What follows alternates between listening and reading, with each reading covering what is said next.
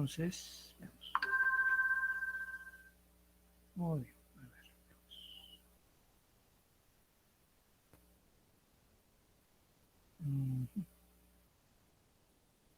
Vamos a empezar entonces revisando primero que todo la actividad de esta vez para orientarnos, mientras van llegando los demás.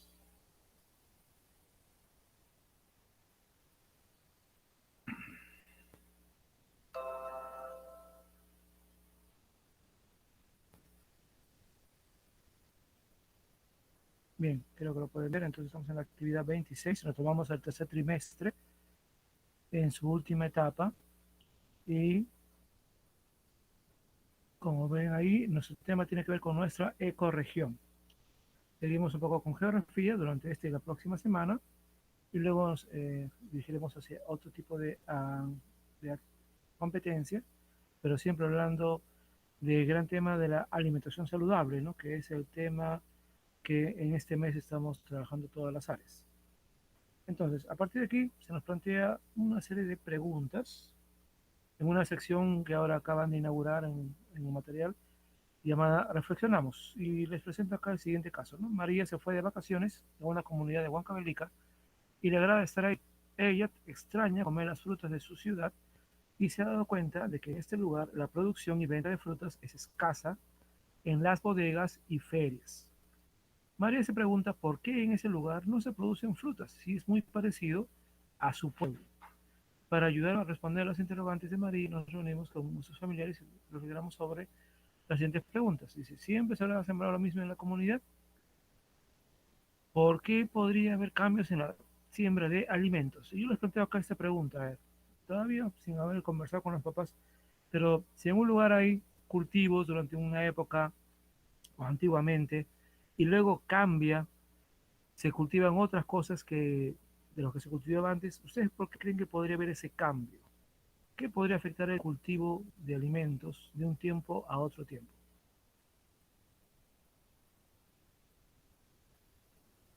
¿Quién podría dar una teoría, una hipótesis?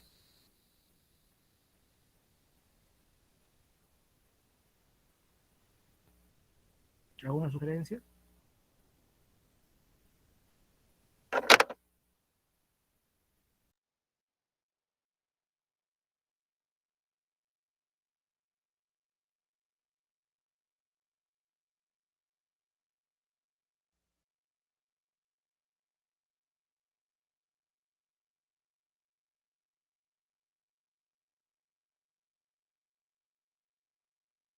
Hacía la pregunta si les parece a ustedes las razones por las cuales puede cambiar la producción de un producto o de un cultivo. ¿Por qué creen ustedes que eso podría darse? ¿Alguna idea?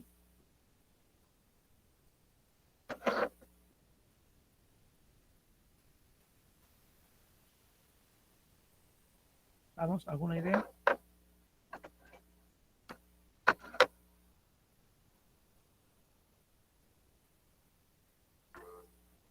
A ver, un momentito. ¿Quién, a ver, por favor, quien acaba de levantar, no Eh, puedo, porque, profesor, Luis, a ver, muy bien, dinos por favor eh, cuál es tu teoría. profesor, la pregunta es, ¿por qué habría cambios, no? En la siembra Así de es, alimentos. así es.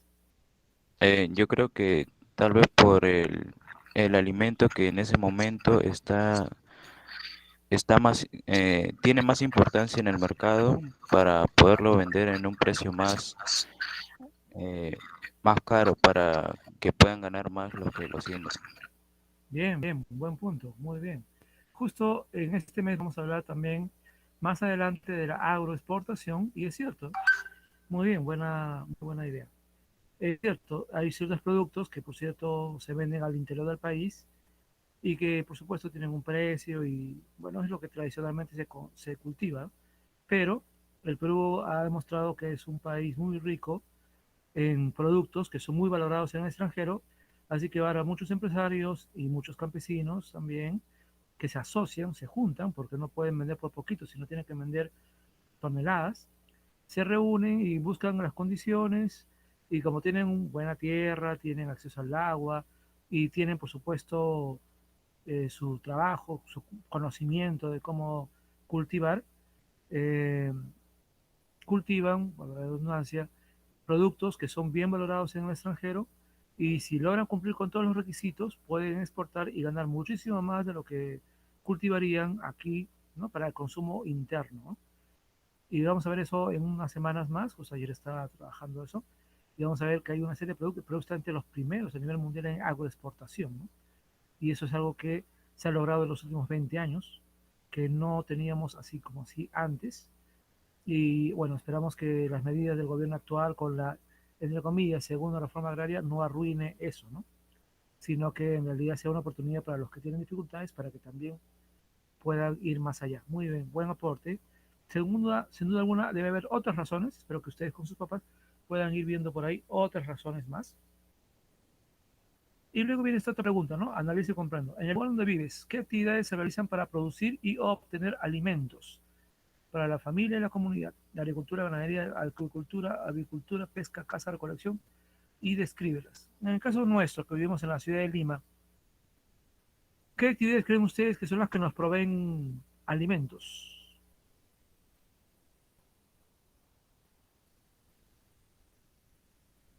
Inclusive ahí mencionan las actividades posibles, ¿no? A ver, ¿ustedes qué piensan? ¿Cuáles de esas nos darán alimentos acá en Lima, en la ciudad?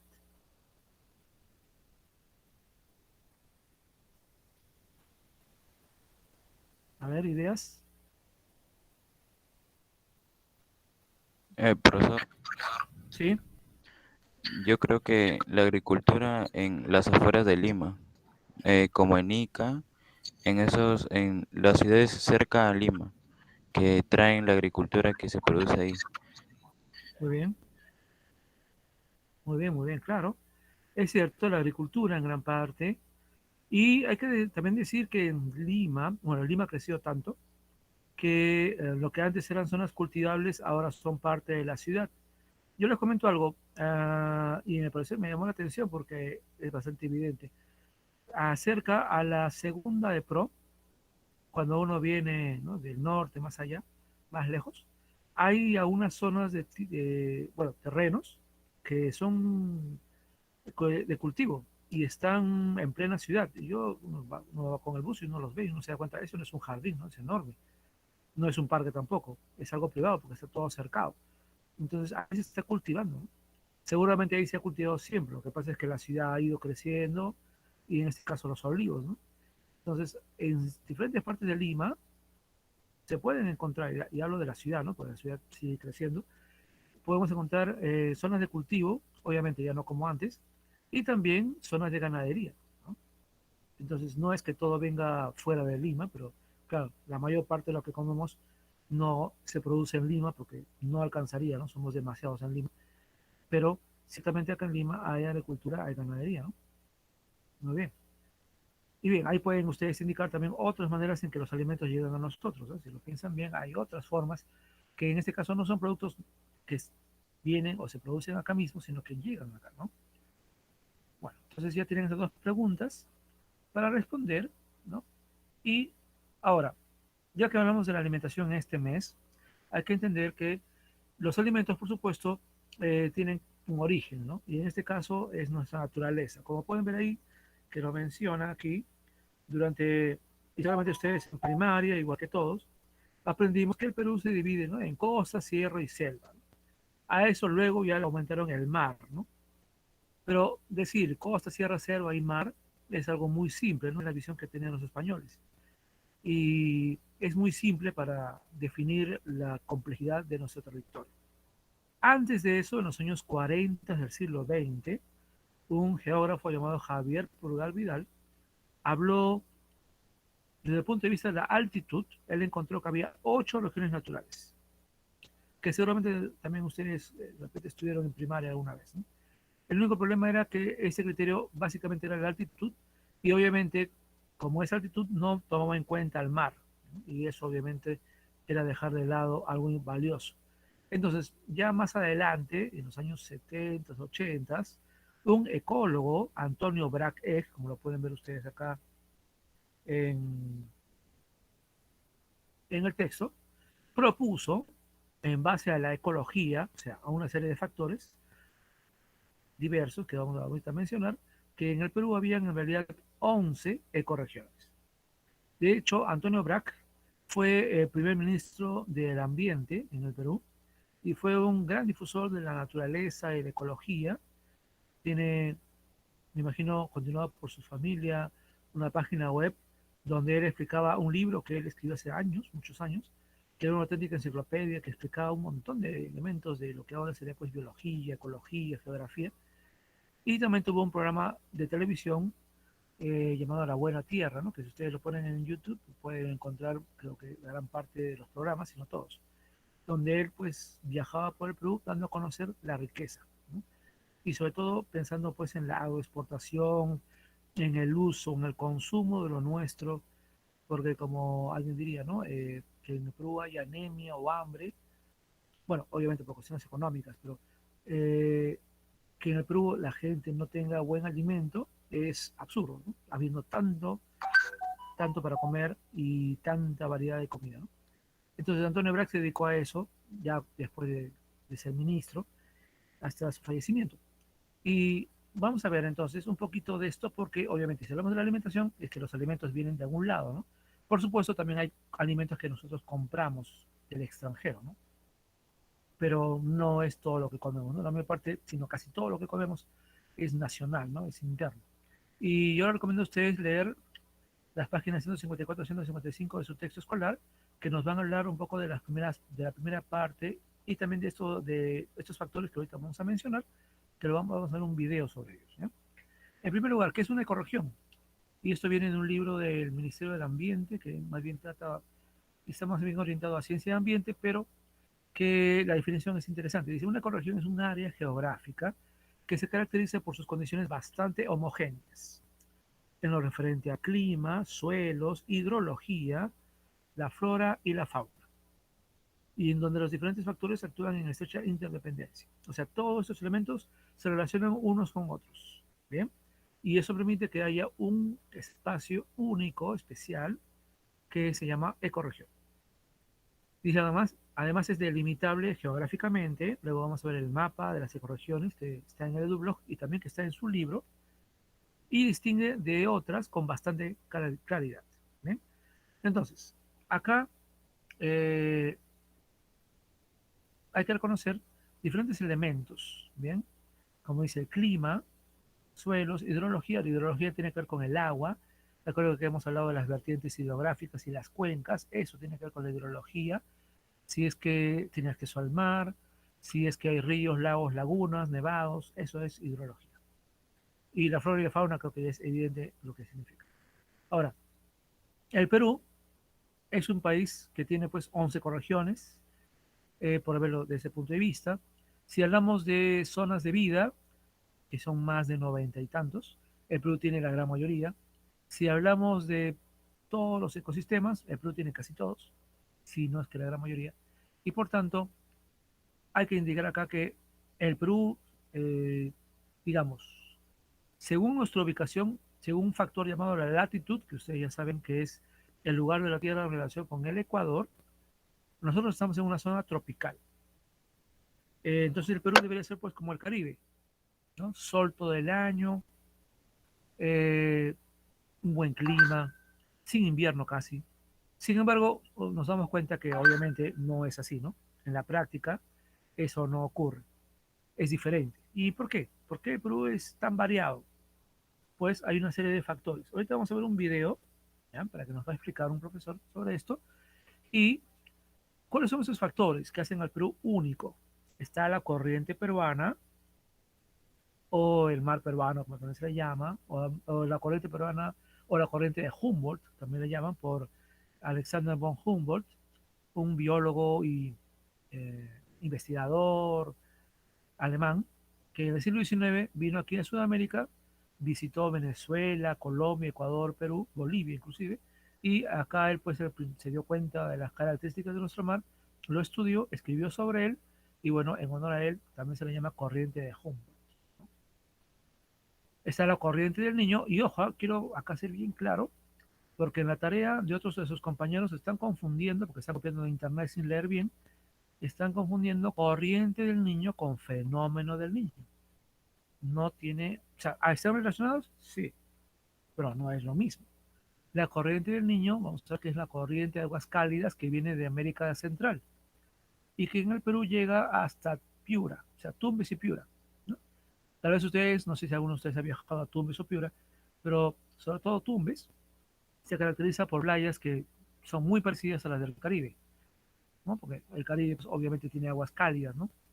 Y es un tipo de playa diferente, ¿no? Si tú vas a la playa acá en Lima, te mueres de frío, ¿no? Porque son aguas frías, aguas de la corriente peruana. Pero si tú vas a las playas, Punta Sal, por ejemplo, ¿no? O vas a las playas de Tumbes y algunas por ahí también de Piura, que por ahí también llega ciertamente la corriente del Niño. Son aguas muy cálidas, bueno, son cálidas, son muy agradables, ¿no? No te sientes nada de frío. Entonces, la corriente del Niño es esta corriente marina de aguas cálidas que llega hasta Piura y nada más, ¿no? Y obviamente tiene su propia fauna porque los peces de aguas cálidas no son iguales a los peces de aguas frías como la corriente peruana. ¿Eh? Pero el fenómeno del Niño es una cosa muy diferente. El fenómeno del Niño es un fenómeno climático que se origina en Oceanía, o sea, miles de kilómetros acá, y que hace que a esta corriente del Niño tenga más fuerza, tenga aguas que tengan más intensidad y que estas aguas cálidas van mucho más allá de Piura y Tumbes. Inclusive pueden llegar hasta Ancash o Lima, como ha ocurrido con algún fenómeno del niño fuerte. Y el fenómeno del niño origina más lluvias. La corriente del niño hace que llueva en Piura y en Tumbes, más del resto de la costa. Por eso también en Tumbes, sobre todo en Tumbes, hay mucha vegetación que es parecida a la selva. Si alguno de ustedes ha ido alguna vez a los manglares, yo he tenido la oportunidad de ir a los manglares, se parece, muy bonito, es muy bonito para visitar, y es muy parecido a ir por alguno de los ríos de la selva, porque estás ahí navegando y estás viendo un montón de árboles alrededor del río, y en este caso puedes ver animales y a veces fauna, algún cocodrilo por ahí, ¿no? En este caso en los manglares tal vez no, pero sí ves mucha vida ahí y eso es en plena costa. Pero no ves algo así pues en Lima, eso no se ve acá en Lima, obviamente porque no tenemos esta cantidad de lluvias que sí tiene Tumbes y Piura. ¿Por qué? Porque la corriente del Niño. Pero cuando hay fenómeno del Niño ya llueve pues enorme, torrencialmente, y eso origina inundaciones y como pasó ya varias veces, puede originar también grandes daños en la economía y en la población de Tumbes y Piura, e inclusive más allá si es fuerte. Entonces, no hay que confundir corriente del niño, que es normal, toda la vida es normal, la gente vive normal con la corriente del niño, del fenómeno del niño, que puede afectar gravemente a la gente de Tumbes y Piura o inclusive de buena parte de la costa. ¿Ya? Alguien por ahí me ha confundido en la tarea y me ha escrito, no tiene nada que ver una cosa con la otra, no confunden ustedes. También está la cordillera de los Andes, que vamos a ver, origina muchas cosas, el anticiclón del Pacífico Sur y el anticiclón del Atlántico Sur. Claro, yo no voy a dar respuesta, porque ustedes deben leerlo. Y vamos a ver acá ahorita el video que explica esto. ¿Ya? Y les pido esto, sí, para responder a este cuadro, porque he leído cosas que no están correctas y me parece que es porque sus compañeros del D y del C, creo, del D y del A, perdón, del D y del A, han cometido el error de buscar en Internet qué cosa es anticiclón del Pacífico Sur, qué cosa es anticiclón del Atlántico Sur, qué cosa es corriente del niño, confundiendo con fenómeno del niño, y han copiado lo que es. Y yo estoy preguntando, no se está acá preguntando lo que es. ¿Ya? Acá dice bien claro, efectos. ¿Qué efectos tiene la corriente del niño para que el Perú tenga biodiversidad? Esa es lo que ustedes tienen que escribir. Yo estoy preguntando qué es. Si yo quisiera poner acá, le pondría qué es corriente peruana. Definición pondría acá. Y acá dice bien claro, efectos. Así lo que pasa es cuando alguien busca en internet y copia sin pensar, ¿no? Y no ve lo que está pidiendo. Entonces yo les pido que no cometan ese error. Lo que a mí me parece interesante es, el Perú debe ser un país tropical, pero es evidente que el Perú no es solo tropical. Por supuesto que somos un país tropical, pero no es solo tropical. Y no es un país solo tropical porque hay estos 5 factores que modifican la latitud, ¿no? Por la latitud seríamos solamente tropical, pero no somos solamente tropical. Tenemos una diversidad de climas, suelos, flora, fauna, riquezas, en fin, hidrografía. Y esta diversidad se explica por la corriente peruana, la corriente del Niño, la cordillera de los Andes, el anticiclón del Pacífico Sur, el anticiclón del Atlántico Sur. También podría decir alguien por la altitud, ¿no? En este caso tiene que ver con los Andes. Muy bien, entonces vamos a ver el video. Y como dije, por favor, vean bien el video, presten atención a lo que se explica. Y también en su libro hay una base para esto, que les va a ayudar. Entonces, entre las dos cosas, pueden ustedes explicar cómo esos factores nos ayudan o nos dan la biodiversidad que el Perú tiene. ¿Ya? Y luego continuamos con la última parte. Es importante para mí aclarar esto porque me parece que con el video quedaba claro, pero al leer las respuestas de sus compañeros, claramente no habían entendido o no han prestado atención al video o no me han prestado atención a mí. Entonces, están respondiendo lo que no es correcto solo por copiar. Muy bien, vamos a ver este video que está muy interesante. Video. ¿Listo?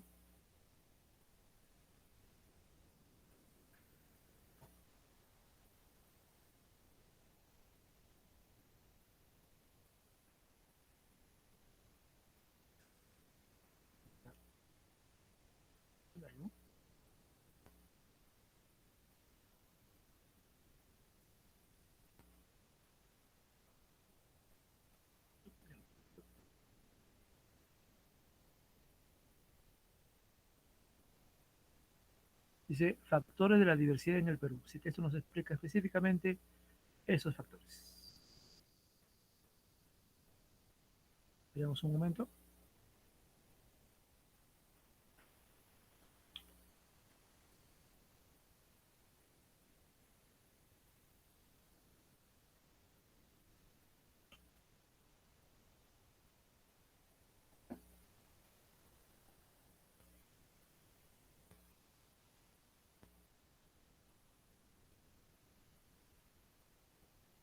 Hey, bienvenidos a la Gaveta de Historias. Siempre me he preguntado por qué nuestro país es reconocido por su diversidad de especies de flora, de fauna, de clima, entre otras cosas. ¿Cuál podrá ser la razón de esta diversidad? ¿Qué factores intervienen? Pues el objetivo de este video es que podamos explicar cómo los siguientes factores geográficos que vamos a estudiar favorecen a la diversidad de nuestro país.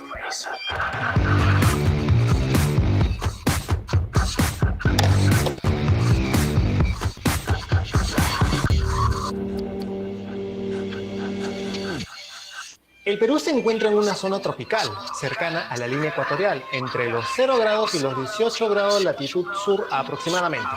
Esto hace que las estaciones no sean marcadas y los cambios más notorios que se dan van a depender de la altitud, de la nubosidad y las sombras que proyecta el relieve. Las masas de aire son las que transportan humedad y calor. Hay 3 masas de aire que son fundamentales para la diversidad de nuestro país. La primera, el anticiclón del Atlántico Sur, es una zona de alta presión que produce vientos húmedos que recorren el Atlántico hasta la zona oriental. De ahí se explica la presencia de nubosidad y abundantes precipitaciones. La segunda, el ciclón ecuatorial, es una masa de aire tibia y húmeda de baja presión y que rodea la zona ecuatorial. Y la tercera, el anticiclón del Pacífico Sur, es una zona de alta presión. Empuja grandes masas de aire frío por todo el Pacífico, de sur a norte, y constituye, junto a otro factor, la pieza clave de la biodiversidad de nuestro mar. La cordillera de los Andes es la cadena montañosa más larga del mundo y la segunda más elevada. Atraviesa de forma longitudinal nuestro territorio, de norte a sur, y su presencia origina las diferentes formas de relieve, clima, flora y fauna en la costa, sierra y selva de nuestro país.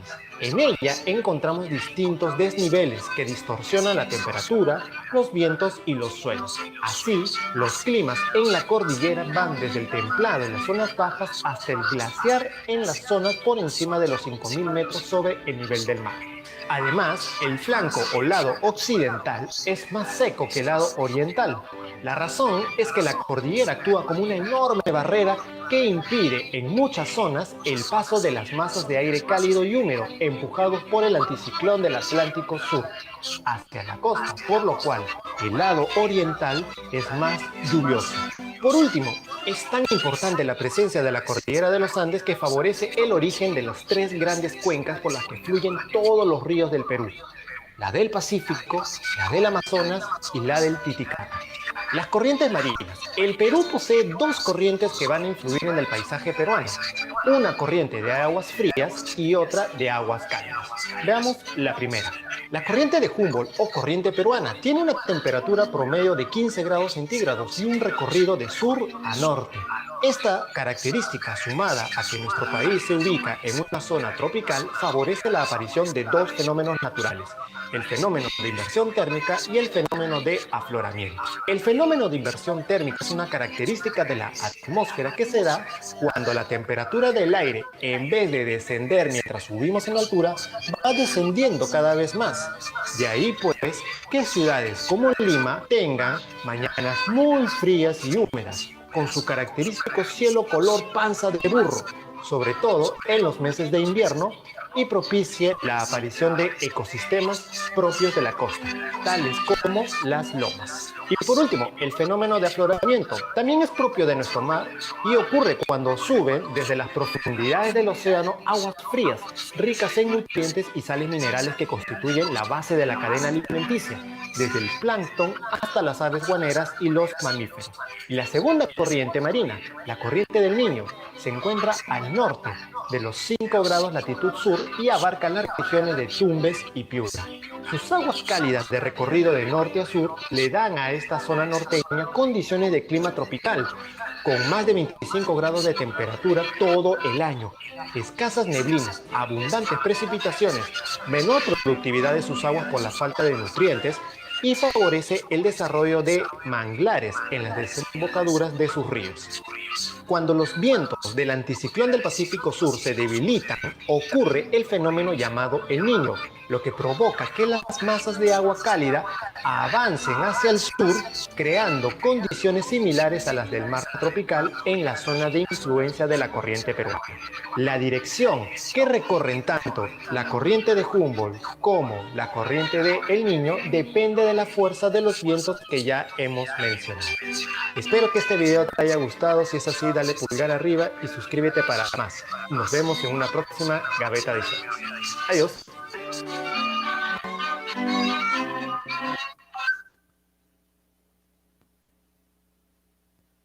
Muy bien, entonces tienen ahí ustedes ya esta idea. Y miren, el profesor bien claramente ha ido explicando cada elemento y cómo influye, ¿no? Por ejemplo, en nuestra, toda la costa, y aquí en Lima, toda la costa no, sino desde Tumbes, desde prácticamente Piura hasta Tacna, porque tenemos ese cielo gris, ¿no? Que tanto nos caracteriza, no en el verano, ¿no? En el verano tenemos un clima, bueno, no un clima, sino tenemos usualmente un tiempo soleado, bonito, pero bueno, ahorita también en primavera, ¿no? Ya empezamos a tener algunos días de sol, pero la buena parte del año, ustedes y yo sabemos que tenemos ese, a veces no tan bonito cielo gris, ¿no? Como dice el profesor Panza de Burro. Y ya sabemos por qué, ¿no? Entonces tiene ahí mucho que ver la corriente peruana con también el factor del afloramiento, y todo ello nos genera esto. Sin embargo, eso a su vez también hace que nuestro mar sea uno de los más ricos a nivel mundial. Y recuerden que los peces son pues un alimento fundamental para la alimentación, ¿no? Más bien deberíamos comer más pescado, y a veces por los precios no lo hacemos, pero deberíamos. Entonces, ya tienen aquí más, creo yo, claro. Y si es necesario, vuelvan a ver el video, ¿no? Ustedes ya tienen ahí el blog, véanlo las veces que sea necesario, véanlo con calma, lentamente, y van a tener las respuestas al cuadro. Y más lo que está en su libro, yo creo que pueden ya tener el cuadro resuelto. Ahora, Ya sabemos por qué el Perú es un país tan diverso. ¿Mm? Eh, Ahora vamos a conocer un poquito las ecorregiones, las 11.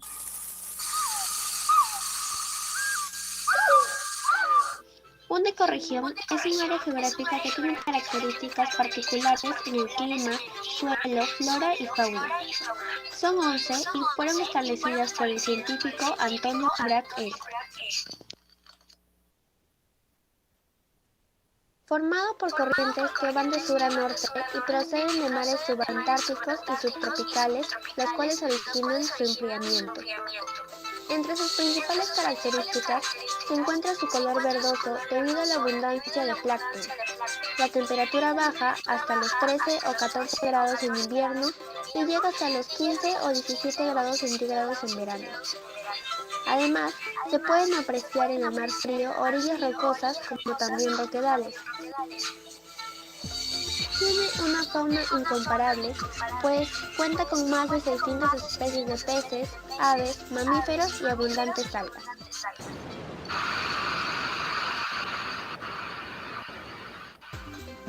El mar tropical ocupa el sector más septentrional del litoral peruano, desde Tumbes hasta Piura. Entre sus características se encuentra su color transparente y su temperatura asciende desde los 19 grados hasta 23 grados centígrados en verano.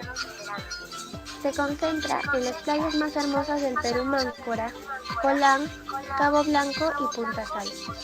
Además, las especies más representativas son la tijereta, el mero, la culebra de mar, las langostas y los caracoles.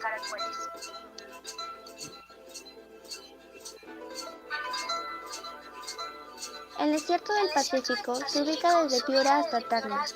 El clima es semicálido, muy seco y con temperatura media de 18 a 19 grados centígrados. Sus tierras son principalmente de tipo desértico, arenoso y con zonas pedregosas. Además cuenta con lagunas de agua dulce y salada, como la laguna de Huacachina. Representando la fauna se encuentra la garza, paloma, lechuza, murciélago, serpientes y la lagartija.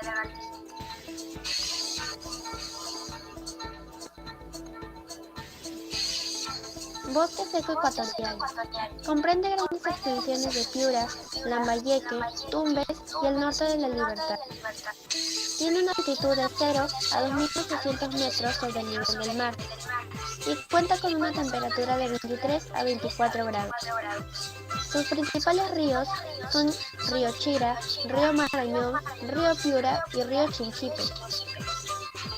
En su flora se encuentran las sabanas que están formadas por árboles como el zapote y el algarrobo, mientras que en su fauna tenemos a la picaflor de Tumbes, el gato montés, a los loros y las ardillas.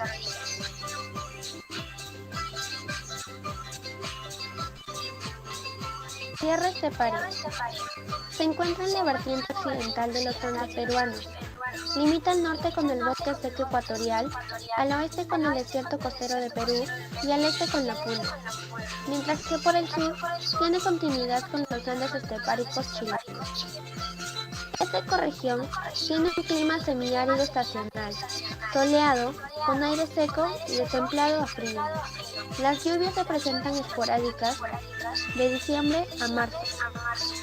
Además, predomina la vegetación herbácea de estepa, como gramíceas y pajonales.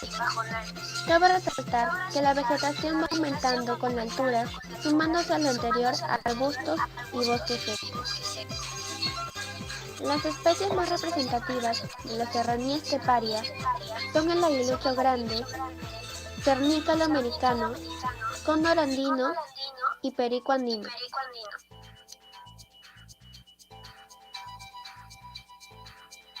La Puna es una región altiplánica o meseta de alta montaña, propia del área central de la cordillera de los Andes.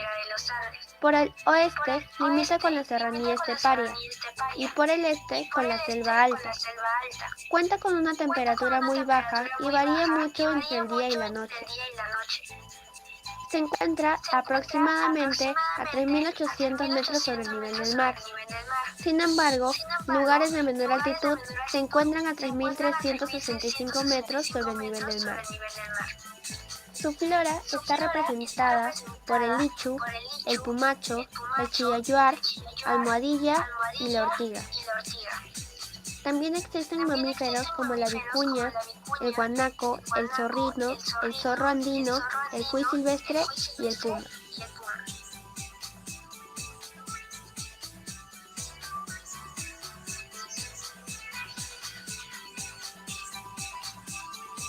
El páramo. En el Perú, la ecorregión del páramo abarca un pequeño territorio que se ubica al norte del país, en las alturas andinas de los departamentos de Piura y Cajamarca, por encima de los 3.500 metros sobre el nivel del mar. A nivel sudamericano, esta ecorregión se extiende desde Venezuela, recorriendo la cordillera andina a través de Colombia y Ecuador, hasta penetrar al Perú en su punto más meridional. Cuenta con un clima frío, húmedo y generalmente nublado. Su temperatura es similar a la de la Puna, llegando a descender hasta 0 grados centígrados en las noches. Entre las principales muestras de flora que existen en el páramo, tenemos las orquídeas, bromelias, líquenes, musgos, helechos, entre otras. También se encuentran aves como el perdiz de altura, el perdiz de pico, el chotacabras, el cóndor andino y el chochaperdiz. Y mamíferos como la zarigüeya, el zorro andino, el tapir de montaña, el venado gris y el puma.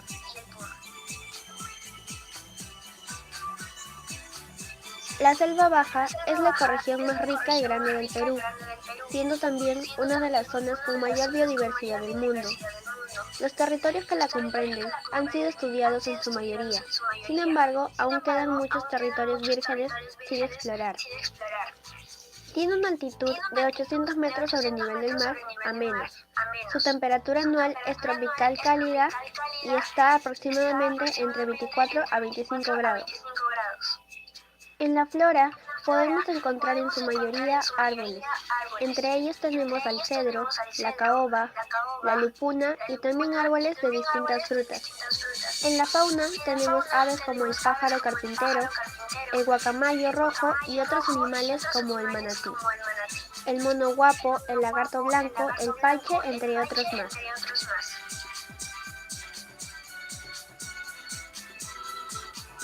Selva alta. También llamada rupa-rupa, cuyo nombre significa está caliente o ardiente, se define como la región de la vertiente oriental de la cordillera de los Andes. Está compuesto por bosques lluviosos de montañas y tiene una altitud de 3.500 a 600 metros sobre el nivel del mar. Con respecto al clima, es cálido en las partes bajas y de templado frío en las partes altas. Los principales ríos que se encuentran en esta región son el Perené, Marañón, Huallaga y Tambo. En la flora tenemos a los árboles de caucho, palmeras aceiteras, orquídeas, sauces, molle, entre otras. Mientras que en la fauna tenemos al chuchupe, al gallito de las rocas, al paullí, el vampiro común, al oso hormiguero de 2 dedos y en peces tenemos a los bagres y culpis.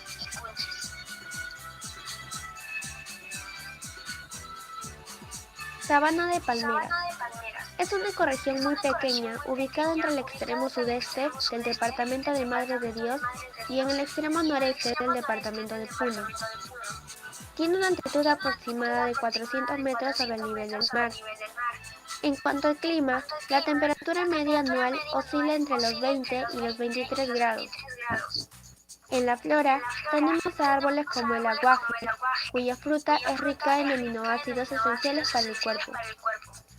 En cuanto a la fauna, las principales especies que viven aquí son el oso hormiguero, el cuy silvestre, el ciervo de los pantanos, venados, el lobo crin, la anaconda, entre otros.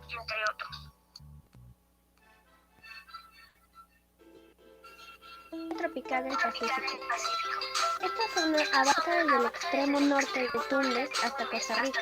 Está cubierta por bosques permanentemente verdes, Los árboles superan los 30 metros de altura.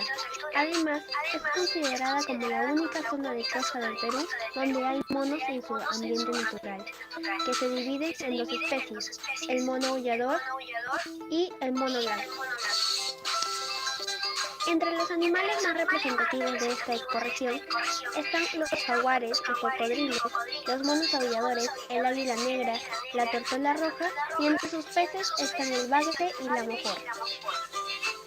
Entre las plantas más destacadas están el cedro, el higuerón, el gualtaco y varias especies de palmeras.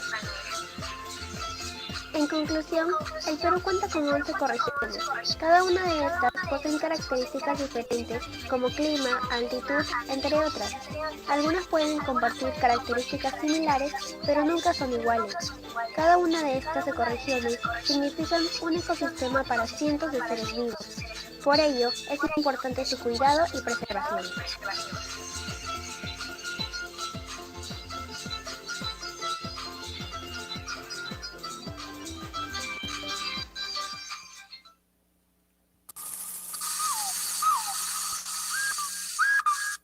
Muy bien, entonces ahí ya tenemos una idea de las 11 ecorregiones, que por cierto en el libro también están detalladas y que vamos a conocer algo de ellas en la próxima clase, no todas con detalle, pero los recomiendo leer sobre ellas, por supuesto, porque en el libro realmente en otra época habríamos pues trabajado una por una, ¿no? O por lo menos tener una idea completa de ellas, pero ya el video les da una pauta sobre esto.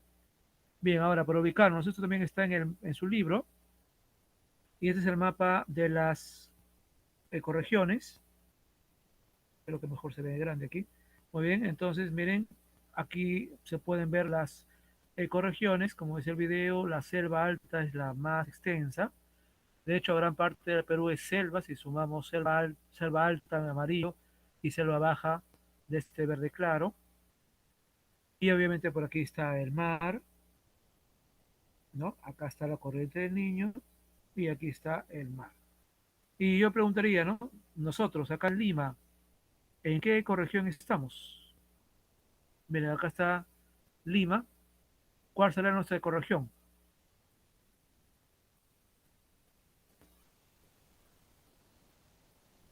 Lima está en qué ecorregión?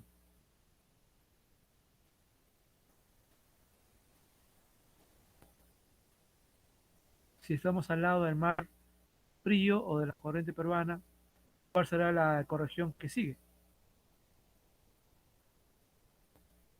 ¿Alguien puede responder?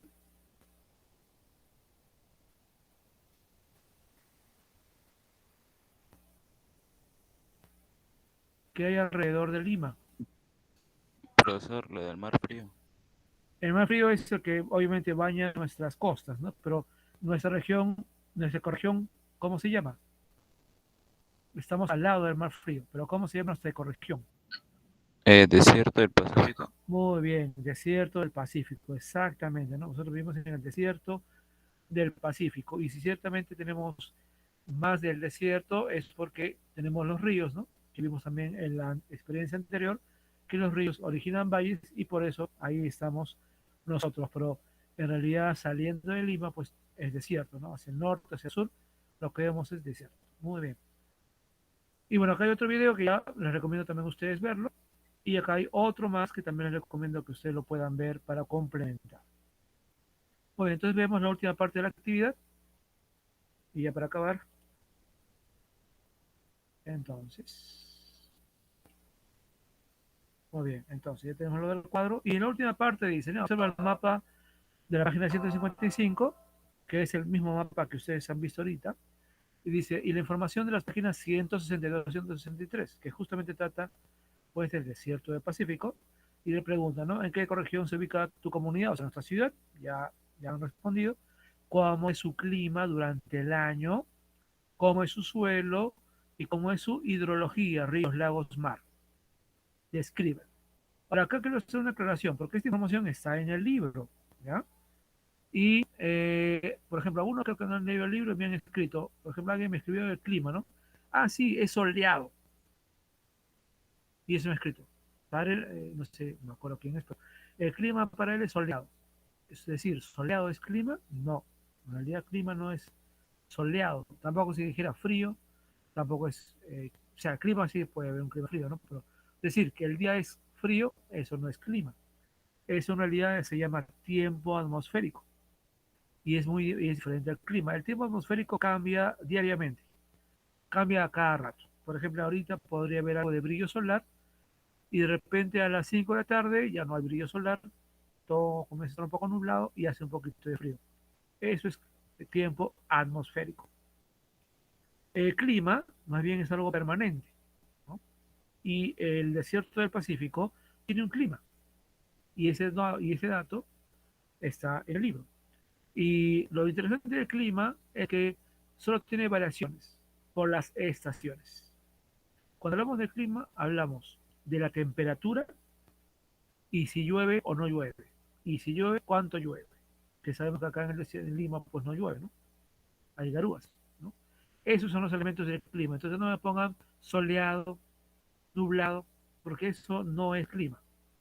Eso es tiempo atmosférico. Por favor, lean el libro. Eso está en el libro. Insisto una vez más, la gente me escribe cualquier cosa que se le ocurre y no lee el libro. Entonces, tiene que estar por eso acá indicado el libro.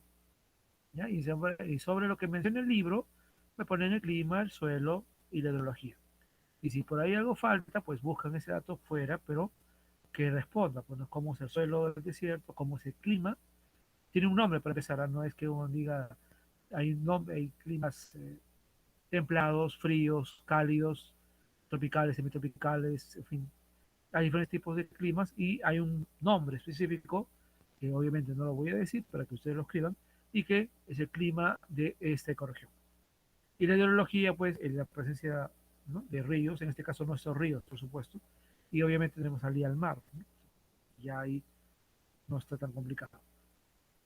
Muy bien, entonces aquí se nos habla de cuidar, ¿no? Cuidar, por ejemplo, nuestros ecosistemas del desierto del Pacífico, porque ustedes van a leer ahí en el libro que acá en el desierto del Pacífico, si bien es un desierto, también hay lagunas, hay pantanos, por ejemplo, los pantanos de Villa, que es una zona ecológica muy valiosa y lamentablemente no muy bien cuidada, estanques, los ríos costeros, por ejemplo, el río Rímac, el río Lurín, eh, el río que, los otros demás ríos que hemos estudiado, y las lomas, ¿no? Que en esta época están muy bonitas y ya están por desaparecer también, y que vale la pena visitarlas porque son bonitos lugares para caminar y pasear, por ejemplo, ¿no? Muy bien, entonces, y luego finalmente hacen la autoevaluación. Muy bien, no sé si hay alguna duda, ya para acabar.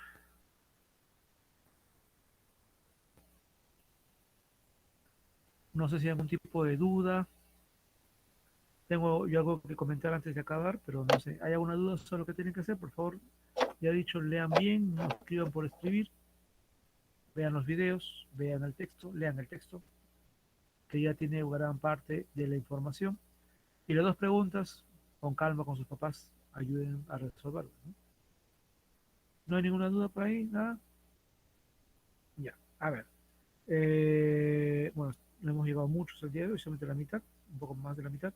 Pero bueno, yo creo que va a indicar dos cosas. Primero que todo, mejor, tres cosas. Primero que todo, también se les ha enviado a ustedes el plan lector, ¿ya? Ahí se ha indicado el libro. Recomiendo que lean todo el libro, está muy interesante. Fue escrito como parte de la Biblioteca Bicentenario y en este caso el trasfondo es la pandemia. Y como ven ahí, el relato está en castellano y en quechua. Y es bastante bonito, interesante, así que recomiendo que lo lean. Y simplemente lo único que pido como demostración de plan lector es que envíen un Jamboard, como la vez pasada, a mi, eh, ay, me olvidé el nombre de esto, ¿cómo se llama esto? Al Drive, perdón, al Drive, envíen un Jamboard con el párrafo que más les ha gustado, impresionado, eh, ayudado a reflexionar, a pensar. ¿Bien? Solamente eso. ¿Bien? Y lo envían al Drive para que yo pueda consignar que han leído este texto que creo que nos ayuda también a ver un poco la pandemia desde otro punto de vista, ¿no? Eso como una cosa importante que les pido por favor que lo hagan. Segunda cosa, he enviado ya hace prácticamente una semana la relación a sus correos individuales, la relación de aquellos que me están debiendo tareas del primer y segundo trimestre. Entonces, como les prometí, envié eso, me tomó más tiempo de lo esperado porque también había cosas que hacer a nivel de profesores. Y sin embargo, ya se ha enviado y como van a ver o han podido leer, espero que estén aquí los que debían saber esa información, se especifica, ya no tienen que enviar todo, sino lo mínimo necesario para que por lo menos tengan alguna nota. Entonces, estamos en ese modo ahora, modo sobrevivencia, porque en realidad hay muchos que están sin notas suficientes y si quieren tener una libreta completa, pues tienen que tener todas las competencias que hemos trabajado. Así que se está enviando por lo menos lo necesario, lo mínimo, para que tengan la letra correspondiente. Entonces, por favor, los que no están al día, completen eso para que terminemos bien. Solamente nos quedan menos de 2 meses. Menos de 2 meses. Bien, porque todo acaba el 17 de diciembre y ya estamos 21. O sea, realmente estamos a menos de 2 meses, ya acabamos todo. Entonces, envíen eso y obviamente los que me están viendo el tercer trimestre, la experiencia, perdón, la actividad 23, 24 y 25, también envíenlo porque eso ya corresponde a lo que estamos trabajando ahora. ¿Bien? Igualmente, algo más que quiero indicar acá. Mañana hay una asamblea general con sus papás sobre lo que tenemos que hacer para el próximo año. Creo que tanto ustedes como yo queremos volver al colegio. En esta época sería imposible, el colegio está en malas condiciones después de 2 años casi abandonado, ¿no? Entonces, para poder volver se tienen que tomar varias decisiones y sobre todo se tiene que ver cómo financiar todo eso. Como ustedes saben, el colegio no recibe apoyo del Ministerio de Educación porque el colegio es administrado por la policía. Y la policía tampoco no es la prioridad de ella, los colegios, porque la prioridad de la policía, por supuesto, es la seguridad ciudadana, ¿no? Que para eso es, ¿no? Su origen. Entonces, lo que la policía puede darnos no alcanza pues para todo lo que hay que hacer. Se necesita el apoyo de sus padres. Entonces, en primer lugar, yo les pido que les digan, avisen, motiven, llamen la atención, pidan a sus papás que participen en la asamblea virtual de mañana y opinando, participando, votando, porque es fundamental comenzar ya a ver, ir viendo por etapas lo que tenemos que hacer para volver al colegio en marzo del próximo año. No se puede dejar eso al verano, ¿no? En el verano todos estamos de vacaciones, ¿no? Que vamos a estar convocando reuniones en verano. Entonces, tiene que tomarse ya, decidirse ya, y en cualquier otra reunión que haya en noviembre o en diciembre. Entonces, por favor, animen a sus padres a participar, porque el director, los profesores, todos los que somos personal, que no llegamos pues ni a 100 personas, no vamos a poder decidir por ustedes, que son más de 1000, ¿no? Y con sus papás pues son como 2000, 3000 personas. Se necesita de ustedes para encauzar al colegio y volver el próximo año. Entonces, por favor, hablen con eso con sus padres y anímenlos, motívenlos, empújenlos si es necesario a participar, porque sin eso no se va a poder volver como se debe y obviamente tenemos que cumplir una serie de recomendaciones, tenemos que mejorar varias cosas y obviamente cumplir los protocolos, considerando que la pandemia continúa, ¿no? Entonces, hay que estar preparados. Así que los animo, por favor, a eso y, por supuesto, a que se pongan al día y a continuar trabajando. Ya saben que esa actividad, en la medida de lo posible, debe desarrollarse el día de hoy, pero leanlo con calma y si tienen más tiempo, necesitan más tiempo, pues no hay ningún problema. Muy bien, chicos, gracias por todo. Entonces vamos a acabar con la grabación y espero que los que no han estado el día de hoy lo puedan ver.